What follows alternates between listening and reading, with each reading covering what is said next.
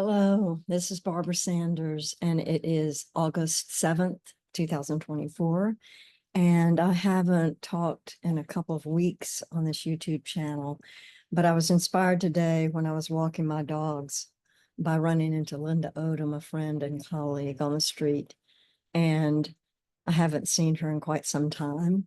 And it was so nice to see her and to share with her um, just some words about how we can expand our worlds, even at the ages that we are. And I wanted to share some of that. I also know that I have said before that I want to stop reading anything on this YouTube channel, that I want to just talk freely. And I'm still not used to that because I need some notes. So I'm going to do both. I'm just going to talk, but I'm going to also bring my notes in. It's good to see you. Thank you for joining. My journey's been a long one throughout my life. I've explored meditational, physical, and alternative methods for seeking, searching, and looking for some higher purpose or meaning in life. I've been seeking and searching for the divine, and I have found a new connection with the divine here on Mother Earth. Finally, at age 70, what I realized, and that was last year, I realized that I needed somehow to detach myself from most of what I knew and separate myself geographically, actually, from my home of 50 years in Nashville, Tennessee, in order to find the stillness and the quietness that I have needed to assist me in finding myself in a different way than before, with all the counseling and alternative practices I've used. And I found the quietness and the silence has helped me find spirit in a different way than ever before. You may know I grew up as an Episcopal preacher's kid in the Deep South and attended church regularly. And my family was a very liberal, progressive family. And so there was no real huge religious trauma or anything like that. But growing up with that one view of Christianity didn't quite suit me.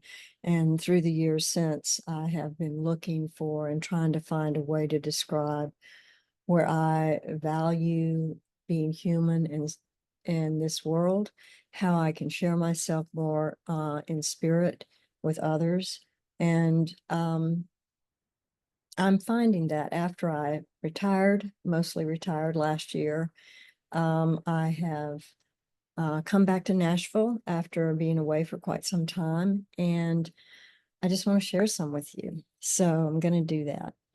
Um, I think maybe sometimes, like flowers and some plants, that we have a second bloom in life, that's a possibility for us.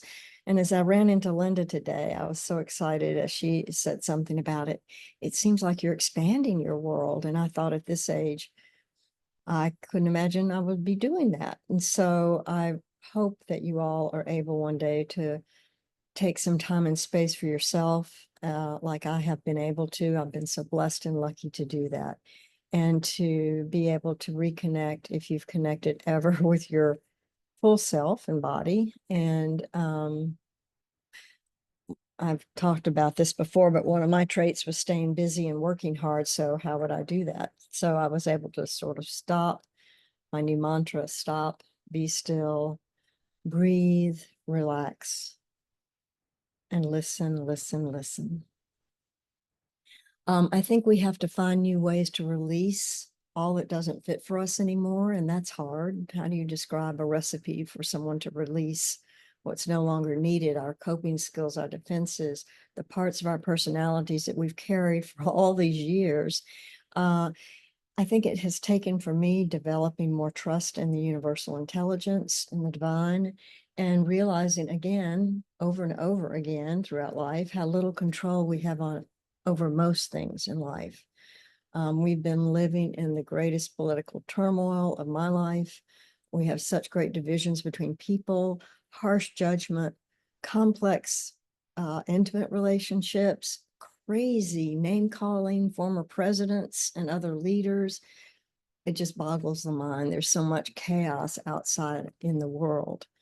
Um, my friend and colleague Toby Fishel shared a poem recently, I think just this week, about thanking all of the skins we've worn, all of the people we've been throughout our lives, and the characteristics of our being so very human, all these phases of life, these people we have been, accepting them all and forgiving them and us in the present time, carrying the remnants of that with us as they fade away, but also letting go so as to move onward and forward.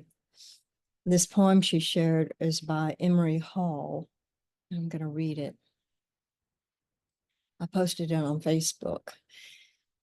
She says, "Make peace with all the women you once were." And I think this is for men too, and all genders. Make peace with all the women you once were. Lay flowers at their feet.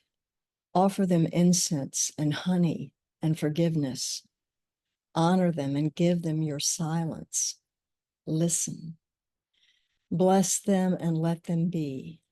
For they are the bones of the temple you sit in now. For they are the rivers of wisdom leading you toward the sea. I have been 1,000 different women. I love that poem. It's so beautiful. Thank you for listening.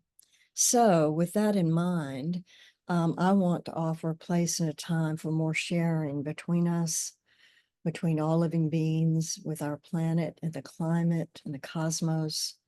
And so what I'm going to do is offer and share to not only talk with you and others on this YouTube channel, but I plan here in Nashville to start a new free weekly meditation gathering, hopefully at a church near my home, so there's some space, so that anyone and everyone can come together regularly on a weekly basis to share some words, some silent meditation, maybe guided meditations, some sounds, vibrations, and energies between us all.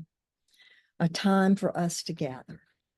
And I plan to call this, this title name just came to me the other day as I was mind chattering and thinking about what could I call this group. And I came up with, Spirit came up with the Nashville Peace Healing Community. That's the Nashville Peace Healing Community. And I'll invite you to attend once the details are more settled.